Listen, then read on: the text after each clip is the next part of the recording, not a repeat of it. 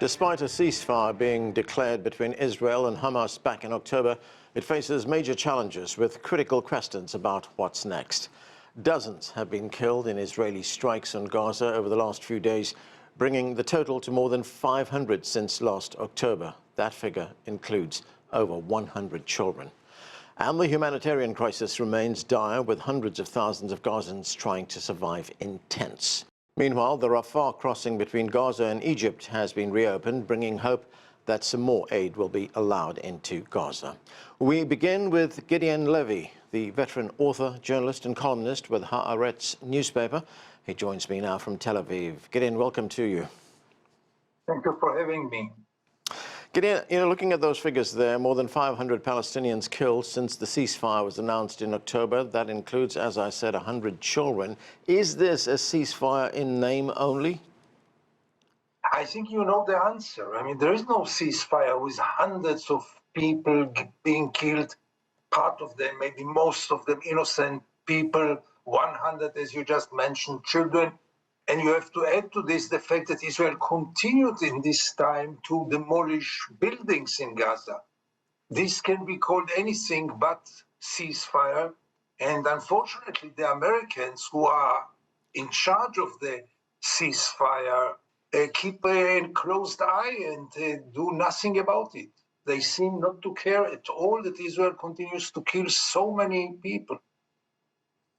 Now, you wrote an opinion piece recently in Haaretz newspaper in which you said that the reopening of the Gaza-Egypt border, the Rafah crossing, as I mentioned, is supposed to mark a new beginning towards phase 2 of the peace plan. But you also wrote, and I'm quoting you here, Israel will do all it can to sabotage it. Can you expand on that and tell us what you believe Israel's goal is? It's no secret that this government does not believe in this agreement and will do anything possible, as we see with 500 killed people, that's really anything possible, to sabotage the next phase. The first phase was mainly the return of the hundreds of hostages. This was totally fulfilled, and now we are going to the second phase in which Hamas should disarm itself, and Gaza will start to be rehabilitated, which is the most urgent thing now. But Israel wants more war. It's very clear. They don't deny it. This government does not believe in agreements. They want to continue the war and to reconquer the Gaza Strip and maybe also to settle it with Jewish settlers.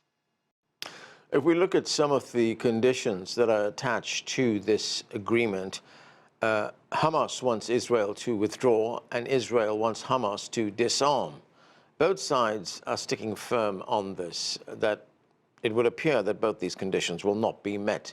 Is there a way of bridging it? Is there a way of a compromise here? I think the focus should be now about rehabilitation. It's 2 million people, most of them are homeless, still in this cold weather, in torn tents, with no water and no electricity and nothing except of the clothes to their bodies. This is the most urgent role now. Hamas is alive and kicking after 2 years of a very, very brutal war, and Israel should draw the lesson. It doesn't work by force. The fact is, I'm not a fan of Hamas, not at all. But the fact is that after 2 years, Hamas is still there, and there is no alternative, by the way.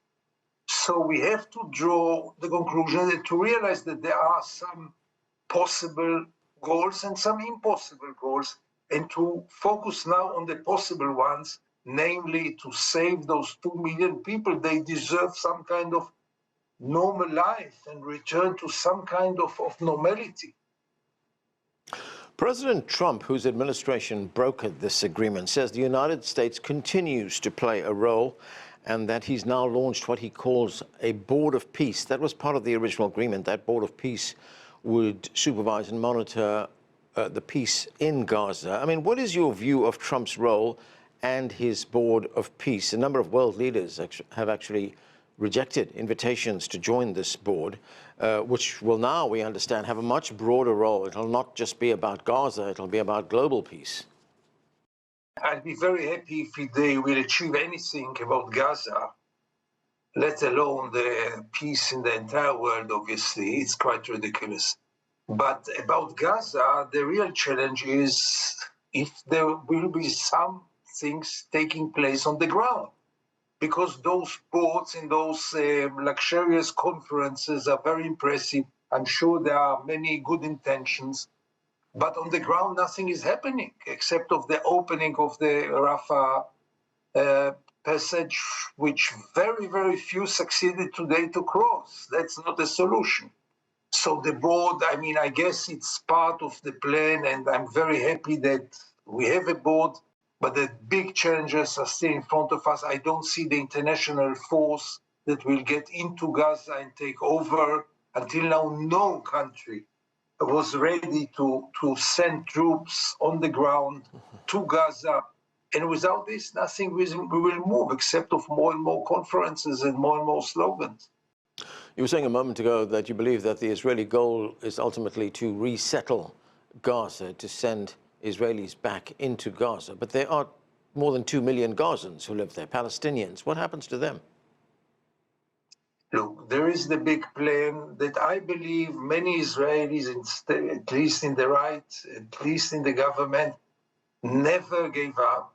And this was the plan in the beginning of this war, to push all the people of Gaza to the south, which they did, and then to try to resettle them somewhere else, to transfer them from the Gaza Strip.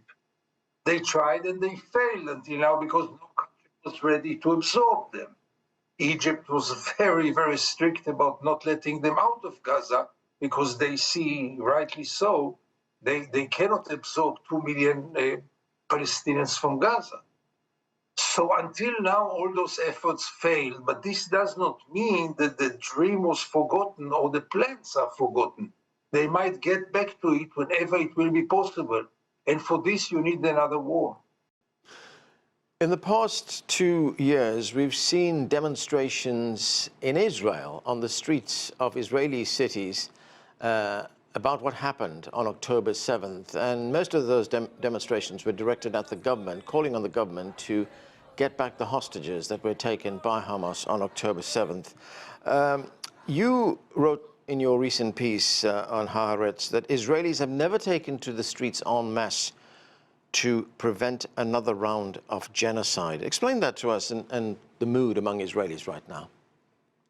So there was a huge wave of protest in Israel in the last 2 years, and it was mainly focused at the struggle over releasing the hostages, which was a very just demand of the Israelis. This was achieved, and all of them returned.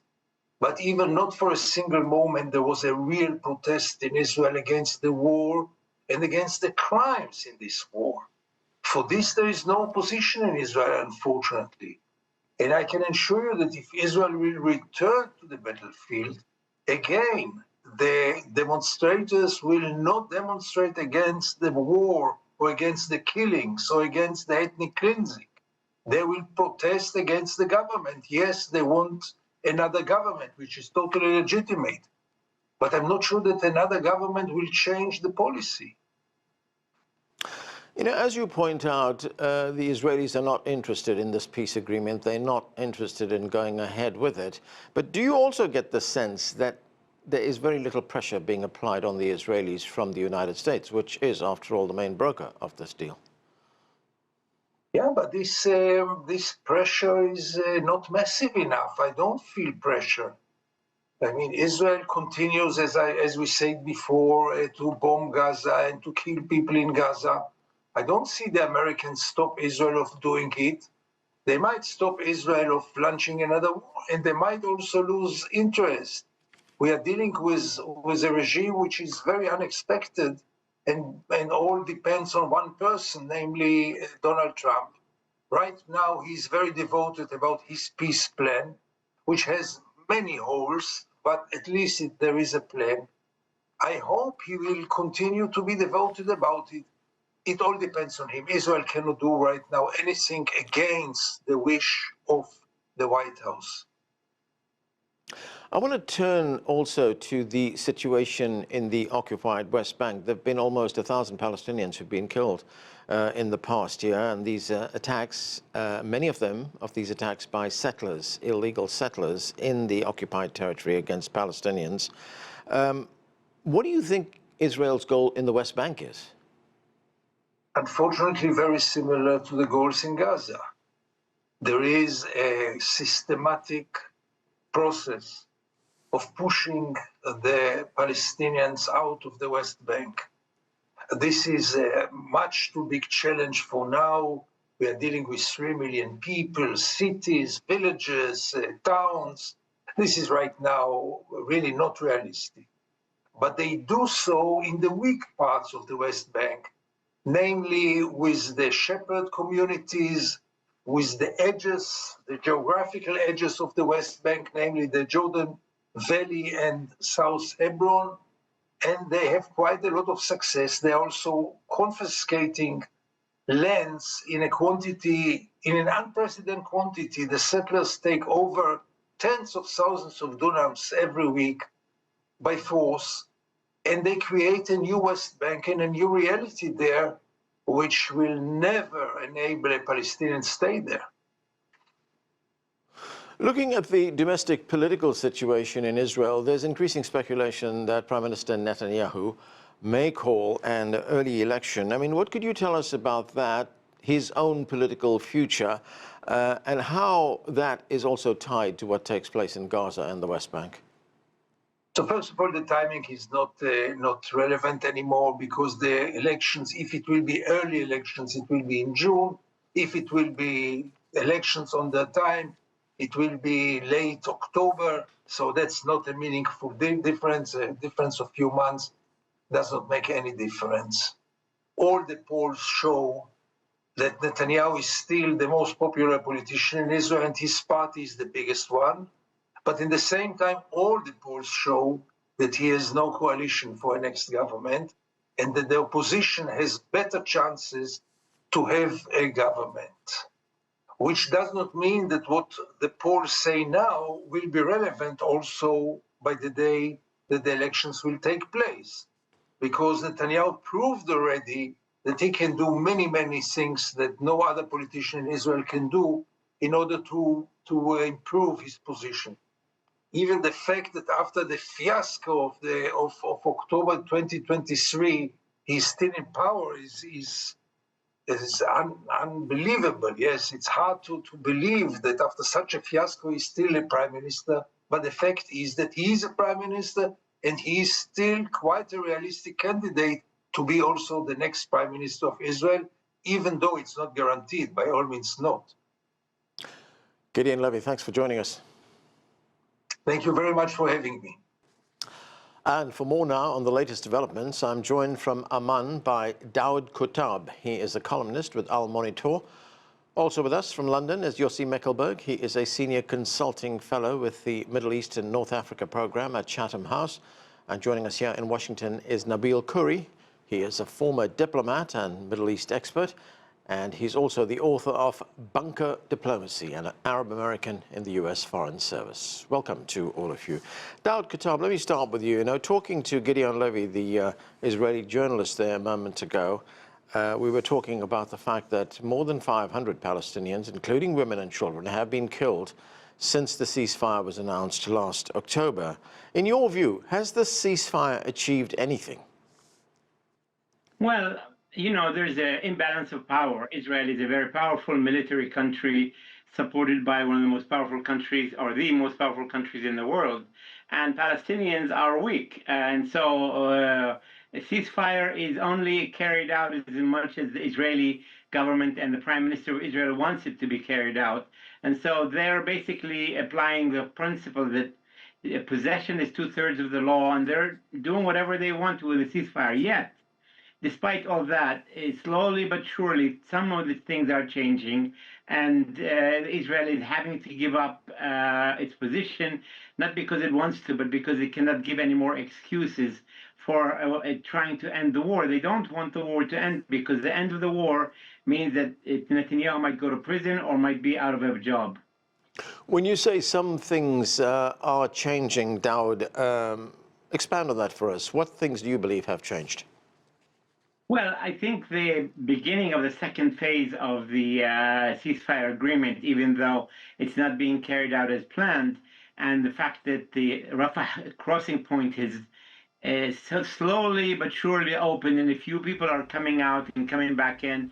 That's not what we want, but at least it's the beginning of a process. And I think for me, the most important change will be the moment armed foreign troops enter into Gaza. This will be the most important change in the 57 years of Israeli occupation. For the first time in 6 decades almost, a foreign military power will be breaking the Israeli hegemony and the Israeli control over our lives. Israel has us with a chokehold of their military power, and now, hopefully, when there is a military soldiers who belong to somebody other than the Israeli government, will be the beginning of the change and the end of this terrible Israeli occupation. Yossi Mekelberg, good to see you, Yossi.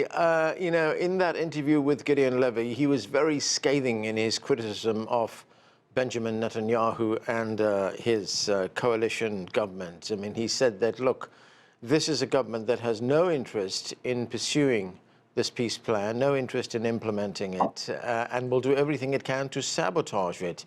He even said that Netanyahu's ultimate goal is to resettle Gaza, to have Israelis back in Gaza living there. What are your thoughts on that? Thank you. I mean, it's very difficult to argue with Gideon on this one, because this is not a government that on its agenda is actually ending the Israeli-Palestinian conflict through settling all the outstanding issue on basis of a two-state solution. I mean, many of them within cabinet, or most of this cabinet, doesn't believe in a two-state solution. Definitely when we come to talk about the West Bank, they entrenched the occupation, building more settlements, the occupation become harsher and harsher, and many of them support the annexation. As for Gaza, you know, it's a bit more ambiguous, but we don't see any signs. Some, like the defense minister, talk about building at least settlements in the north of Gaza.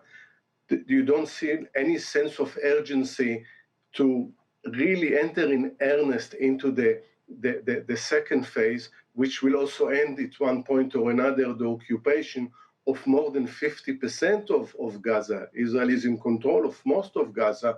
So there are no signs that this is a government that would like to see the end of this process, the end of the 20 points, actually a road towards the Palestinian self-determination. Nabeel Khoury, one of the key conditions that Israel laid down for a cessation of fire was the return of all its hostages. Now, all those hostages have been returned to Israel, but the killing continues. As I said, more than 500 Palestinians have been killed since October. So what is your opinion on the status of that ceasefire, if it could be called that right now? And to Daoud's point about the deployment of international stabilization force in Gaza, do you realistically believe that could happen? Yes, it can happen, but there are big question marks as to which countries are going to send troops. And it makes a big difference also as to what leeway, what authority they are given. All these are open questions at this point. The ceasefire, I mean, really one cannot talk about a real ceasefire because Israel continues to fire, obviously, and Palestinians are getting killed. This was never about the release of hostages. I think it was used as an excuse to go in full force. And here we are with the hostages and any remaining corpses, any remaining remains of the hostages have all been handed back, and yet the conflict continues. I think like Yossi says, in the opening of Rafah is positive in as far as it goes. A small number of Palestinians who are in bad need of treatment will be able to go get treatment in Egypt or elsewhere. There will be some reunification of families, but in the end, this is not peace. It's not even the beginning of peace. It is the beginning of a transition planned by Jared Kushner and his cohorts during the first Trump term in office. And it looks like the UAE is poised to play a major role in the transition. But the transition is not going to be to Palestinian statehood or self-rule or anything like that. It's going to be a transition into an industrial zone, a center for investment, probably a center for Western tourism to come. There's going to be lots of money made. There'll be an investment by the UAE, but in the end, the UAE will manage other international investments and profit. Israel will provide goods, and Israel will profit. Services, it looks like there might be some private armies that will be commissioned, contractors, and so on. So a lot of people will make a lot of money, but in the end, the Palestinians, those of them who remain on the land, because I think the evacuation, the forced evacuation of Palestinians will continue. And Right. those that remain will probably be used as labor. Daoud Kuttab, for many of these conditions in the peace plan to be met, it will require the involvement of the United States, probably even pressure from the United States for these conditions to be met. Do you think there should be more done right now by the U.S.? Is the U.S. doing enough?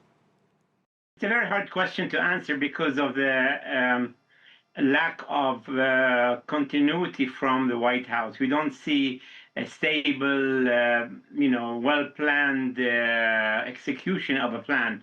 They come in, they get excited, they send Jared Kushner and Stephen Witkoff, and they get things done, and then they go back to Ukraine and other countries in Greenland, and then 2 months later they wake up again, nothing has happened, so they send them again.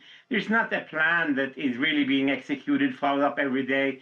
There is a military kind of headquarters just outside of Gaza that is supposed to be following up, but all these issues require that beginning. We still have not started with first the 15-member Palestinian committee, which was agreed to by everyone, has not even been allowed by Israel to enter. Netanyahu said their logo I didn't like. Apparently he was looking at a fake logo, and I want to make sure that their logo is correct. Again, these excuses that everyone has been talking about continues. They have not even been, the Hamas has said, we're willing to turn over everything to the new committee, which we support. Let them come in, and the Israelis are not letting them come in. So yes, we have a problem in the execution. Once we get the Palestinian semi-government or administration in Gaza and it starts to take power, once we have armed forces secure inside Gaza, then I think the situation will start changing. And I think the Israelis will realize that they cannot keep holding off. And if there is any clash, that's when things will really be a big problem. But right now, we have not been able to get things started. They announced in Israel, in the U.S., second phase has started, and then Netanyahu said, no, we didn't agree with that. They didn't coordinate with us. The Israelis have to approve everything. Yeah. Rafah was opened, and then Israel created a new border just behind Rafah. So anybody coming in and out first has to go through the Israel. So what good is the Rafah opening since they have to go through Israel before they can leave? And then Israel is trying to manage that only 150 can leave, but only 50 can return. So they're trying to re-engineer the situation. Yossi Mekelberg, looking at the humanitarian situation in Gaza right now, it's very dire. Of course, it's winter. Palestinians are living in tents. They've been subject to flooding in the area as well. And now the Israeli government announced that it was suspending 37 humanitarian aid organizations from operating in Gaza. One of them, one of the best known, is Doctors Without Borders. In fact, they have now been completely banned by the Israelis because they refuse to give the Israelis the names of Palestinians that worked for the organization. How is Israel justifying these kinds of actions? I'm afraid that this government doesn't feel that it needs to justify anything anymore because it gets away with everything. So, you know, all the issue of banning 37 organizations on the possibility that some of this work are associated with Hamas, and then we need to ask, what does it mean? Are there members of Hamas, part of their Izzadin al-Qassam, which there is no suspicion of such of this, or any association there of some sort, including family members with Hamas, bans you from working for a humanitarian organization. This is unsustainable. I think one of the things that we are seeing, and by the way, it's not only this organization, it's also with UNRWA, which is the main provider of humanitarian aid. This is a massive issue. Now, there is a huge gap in the timeline here. While the people of Gaza, the Palestinians there, need humanitarian aid urgently, they need it 6 months ago, they need it for 2 years ago. You know, by this time, the Trump administration built all sorts of mechanisms and take step by step, and 50 people, 100 people going through the Rafah crossing. This is not nearly enough unless everything is done with a sense of urgency. And as you mentioned, definitely in the middle of the winter, this won't be good enough for the people on the ground. Yeah. Nabeel Khoury, I've just got about a minute left, but I want to ask you about the purpose of the ceasefire. There was a Palestinian writer who said that the point of the ceasefire was to make Palestinians and make Gaza invisible. And to an extent, that is true, because it's not getting the kind of international media attention that it used to get before the ceasefire. What do you think? It's true. It's what Trump prefers, not a big, huge war with large numbers of casualties, as was the case 2 years ago. Yeah. Limited strikes, but gradually accomplish the same goal, which is the evacuation of a majority of the Palestinian inhabitants of Gaza, so that the transformation of Gaza can begin. Again, this is not peace. This is something else that's not in the interest of the Palestinians. Okay, and that is where we have to leave it. Thanks to all of you for being with us. That is it for this edition of The Heat. I'm Arlen Naidu in Washington.